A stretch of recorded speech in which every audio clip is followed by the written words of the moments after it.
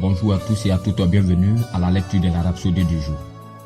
Aujourd'hui, vendredi 28 mars 2025, notre homme de Dieu, le pasteur Christ, nous enseigne sur le thème « Avec le cœur, l'homme croit ».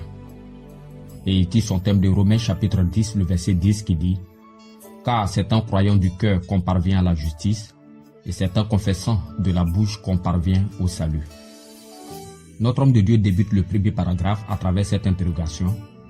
Que signifie croire avec le cœur? L'apôtre Paul ne faisait pas référence au cœur physique. En d'autres termes, l'organe qui pompe le sang dans le corps. Il parle de votre esprit. Votre cœur est votre esprit, c'est-à-dire votre être intérieur. Dans le deuxième paragraphe, notre homme de Dieu continue en disant « Vous croyez avec votre cœur, pas avec votre pensée ou votre cerveau. » C'est pourquoi beaucoup de gens qui essaient de raisonner Dieu avec leurs pensées ne peuvent pas le cerner. Dieu n'est pas réel à vos sens. Il est réel à votre esprit. La pensée n'a pas la capacité de comprendre les questions spirituelles. C'est l'esprit humain qui comprend de telles choses. Dans le troisième paragraphe, notre homme de Dieu dit ceci. Quand l'esprit d'un homme est mort à Dieu, les choses de Dieu lui sembleront insensées. Pas étonnant que le Seigneur Jésus ait dit dans Jean chapitre 3, le verset 3, « Si un homme ne naît de nouveau, il ne peut voir le royaume de Dieu. » Cela signifie qu'il ne peut pas voir les réalités du royaume de Dieu et il ne peut pas connaître Dieu. Mais quand vous êtes né de nouveau, c'est différent. Même lorsque votre cerveau est incapable de comprendre quelque chose, vous pouvez toujours le croire avec votre esprit. Dans le quatrième paragraphe, l'homme de Dieu dit « Pensez à la naissance virginale de Jésus-Christ. Marie, une vierge, a donné naissance à un bébé.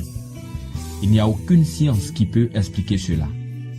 Qu'en est-il de la mort de Jésus, enseveli pendant 3 jours, puis ressuscité des morts? La pensée humaine naturelle ne peut pas l'expliquer. Mais nous le croyons parce qu'avec le cœur, l'homme croit, non pas avec la pensée. » Dans l'avant-dernier paragraphe, notre homme de Dieu poursuit en disant « L'esprit humain a la capacité de croire, même ce qu'il ne peut pas expliquer ou comprendre. C'est la raison pour laquelle certains nous disent en tant que chrétiens, nous avons subi un lavage de cerveau. Non, nous n'avons pas subi un lavage de cerveau. Nous avons subi un lavage de cœur. Dieu nous a donné un nouveau cœur, un cœur qui croit. Quelqu'un dit, je crois seulement ce que je vois. Cela n'a pas de sens, parce que pourquoi auriez-vous besoin de croire ce que vous pouvez déjà voir? Dans le dernier paragraphe, notre homme de Dieu conclut pour dire, la foi est une ferme assurance des choses qu'on espère, une démonstration de celles qu'on ne voit pas. On peut le voir dans Hébreux chapitre 11, le verset 1. La foi est du cœur et non des sens, dit l'homme de Dieu. Lorsque vous croyez, votre esprit saisit les vérités divines que votre pensée ne peut pas saisir. Alléluia. Vous pouvez approfondir cette étude en lisant Marc chapitre 11, le verset 22 à 24, Hébreux chapitre 11, le verset 1 à 3 et 2 Corinthiens chapitre 4, le verset 13. Alors, sans plus tarder, nous allons ensemble prendre la prière. Veuillez répéter après moi, s'il vous plaît. Cher Père, merci pour le don de la foi qui fonctionne dans mon esprit.